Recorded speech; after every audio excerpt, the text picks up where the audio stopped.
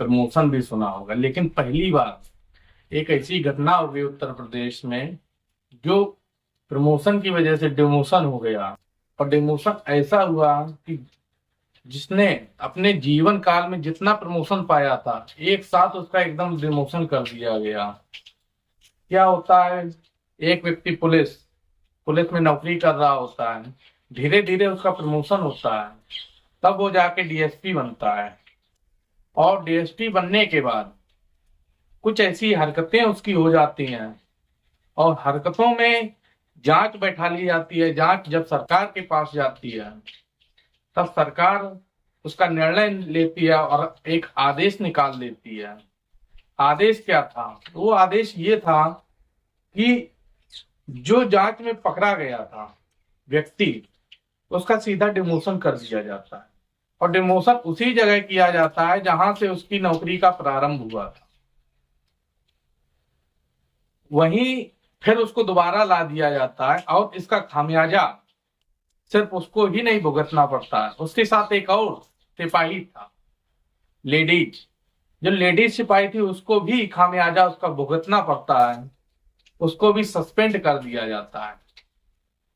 क्या होता है, उत्तर प्रदेश में उन्नाव में एक बीघापुर थाने पर सीओ के पद पर तैनात थे कृपा शंकर कनौजिया। कृपा शंकर कनौजिया सीओ के पद पर तैनात थे, और वो एसपी से अपनी छुट्टी के लिए गुहार लगाते हैं कि सर हमें छुट्टी दे दी जाए, किसी कारणवश हमें अपने घर जाना पड़ रहा है। वो वहां से घर के लिए निकलते हैं, और जैसे घर निकलते हैं तो एक दिन हो जाता है शाम को, तब उनकी पत्नी उन्हें फोन करती है, उनका फोन नहीं लगता है। विभाग भी उन्हें फोन करता है, विभाग के द्वारा भी उनका फोन नहीं लगता है। जो कृपा शंकर थे, उन्होंने अपने प्राइवेट और सरकारी दोनों नंबर बंद कर दिए थे, और बंद किए। अब जो उनकी पत्नी थी, वो एक अनहोनी का संदेश पुलिस विभाग को देती हैं, कहीं उनके साथ अनहोनी तो नहीं हो गई है। क्योंकि जब दोनों नंबर बंद होते हैं तो सभी को कहीं ना कहीं शंका हो जाती है। उसी शंका के आधार पर उन्होंने पुलिस विभाग में बात की फोन के द्वारा, और जब बात की तो पुलिस विभाग ने भी उसमें एक्शन लिया। तो जो वहां के डीजीपी थे, उन्होंने कृपा शंकर की कॉल जो थी सर्विलांस में लगा दी। सर्विलांस में जैसे नंबर लगाए जाते हैं तो पता लगता है कि ये कानपुर में एक होटल में इनका नंबर बंद हुआ है। अब सर्विलांस के द्वारा पुलिस वहां पहुंचती है। जब पहुंचती है तो होटल में मैनेजर जो था उससे पूछती है कि आपके यहाँ कृपा शंकर जी आए हैं, सीसीटीवी फोटोज भी देखी जाती हैं, तो उसमें कुछ साक्ष्य मिल जाते हैं। वो साक्ष्य लेकर पुलिस सीधा उन्नाव जाती है और बताती है, जो उनकी पत्नी थी उनको भी साक्ष्य बता देती है, कोई अनहोनी का संदेश नहीं है। और जो सीसीटीवी फोटेज थे वो वायरल हो जाते हैं। वायरल क्या होते हैं, जिस होटल में ये रुके थे डीएसपी कृपा शंकर, तो वहां पर एक लेडीज सिपाही जो थी वो भी थी। उनके साथ कृपा शंकर और लेडीज सिपाही एक रूम में दोनों लोग पाए जाते हैं। पाने के साथ दोनों आपस में शारीरिक संबंध भी बना रहे थे। जैसे सर्विलांस की टीम जाती है तो सर्विलांस की टीम इन दोनों को अरेस्ट कर लेती है, और ये सूचना दी जाती है प्रशासन को। प्रशासन से फिर सूचना जाती है ऊपर अधिकारी के पास। जब अधिकारी के पास जाती है, जब उसकी फिर रिपोर्ट मांगी जाती है, क्या ये साक्ष्य सही है या गलत है, उसकी जांच बैठा दी जाती है। जब जांच बैठाई जाती है तो जब उसके सामने साक्ष्य खुलकर आते हैं, सारी रिपोर्टें और सारे सबूत जो ये सरकार को दिए जाते हैं, तो सरकार उसमें एक्शन ले लेती है। और एक्शन ऐसा ले लेती है कि उनको सीधा डिमोशन कर देती है। सन 2021 का ये नजारा है कि 21 में जो कृपा शंकर थे वो उन्नाव के बीघापुर में गए थे, और बीघापुर से जब उन्होंने छुट्टी का आदेश लिया और वहां से फिर वो सीधा कानपुर आए और कानपुर जिस होटल में पकड़े गए वहां पर उनके लिए ये बहुत आश्चर्यजनक हो गई बात कि पुलिस विभाग में एक अच्छे पद होने पर फिर भी उनके पीछे सर्विलांस लगा दी गई। जो टीम थी सर्विलांस की वो उनकर पकड़ लेती है और सबूत जो थे वो इकट्ठा कर कर सीधा ले जाती है। जब ये लखनऊ जाती है बात, तो लखनऊ के अधिकारी देखते हैं कि इसमें दोषी कौन है।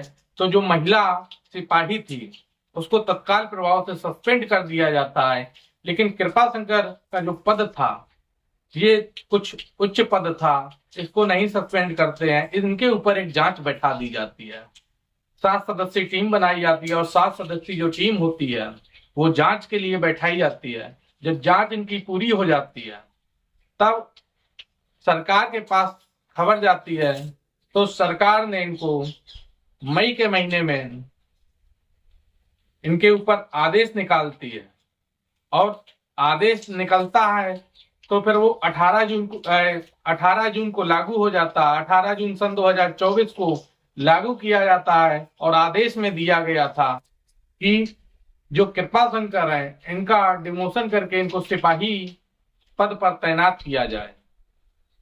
और सिपाही पद पर इन्हें तैनात वहां किया गया जहां से इनकी ड्यूटी का, नौकरी का प्रारंभ हुआ था। फिर वहीं पर जाके इनको दोबारा गोरखपुर में कर दिया गया।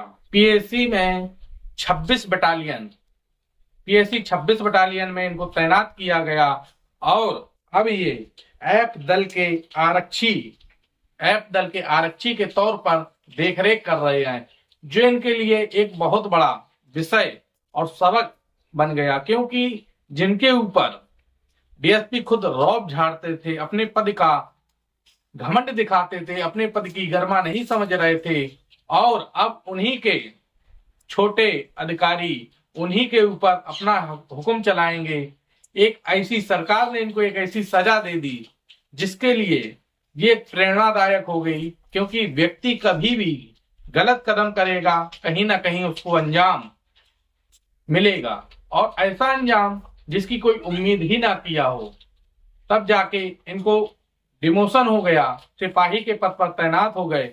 और जो इनकी पत्नी थी उन्होंने भी शिकायत की कि ऐसे व्यक्ति को डिमोशन ही जरूरी है, क्योंकि जो हमारे साथ धोखा कर सकता है वो न जाने कितनों के साथ धोखा किया होगा। तो इस घटना सुनाने का उद्देश्य किसी को परेशान, किसी को कष्ट देने का नहीं है, सिर्फ ये है कि जागरूक हो और कोई भी अधिकारी हो या कोई सिपाही हो या अन्य कोई कर्मचारी भी हो, काम ऐसा करना चाहिए जिससे निंदा ना हो। क्योंकि ये कार्य जो होते हैं कहीं ना कहीं आपको एक नर्क का रास्ता भी दिखा देते हैं। कहा जाता किसी को मरने के बाद ही ये सब भोगना पड़ता है, लेकिन कई ऐसे केस हो जाते हैं जिनको जमीन पर भी भोगना पड़ जाता है। इसलिए सतर्क रहें, जागरूक रहें और अधिक से अधिक वीडियो शेयर करें। यदि आपको हमारा वीडियो अच्छा लगा हो तो लाइक करें, सब्सक्राइब करें। धन्यवाद। जय हिंद।